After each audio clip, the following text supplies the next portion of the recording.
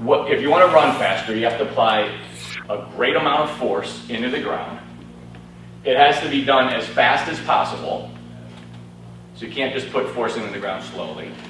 So a lot of force, as fast as possible, and it has to be put into the ground in the right direction.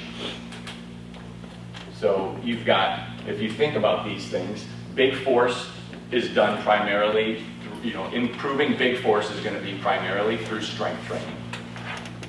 Putting it into the ground more forcefully or in minimal time, that's going to be done through explosive exercises, plyometrics, weighted things like that that we'll talk about.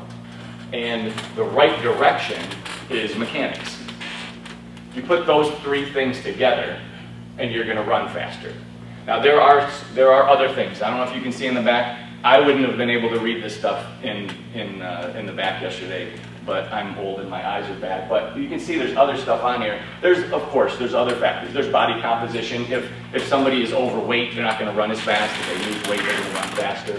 There's sport-specific conditioning and sport-specific movements.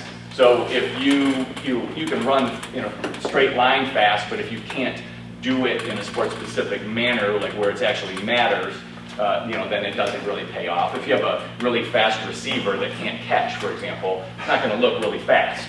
It's not going to matter. So you have to have those things involved. There's stiffness, and I don't know how much you guys get into training stiffness or reactive strength. We're going to talk about that later. That is actually a huge component of the second thing on there, applying force into the ground in minimal time, is through the process of improving muscular stiffness. And then you got to have the right flexibility and mobility to perform the mechanics. Once you can perform the mechanics, then your flexibility and mobility kind of take a backseat to the other stuff. Those things are kind of secondary to me. We got to apply a lot of force into the ground in a short period of time in the right direction, and that's what really matters.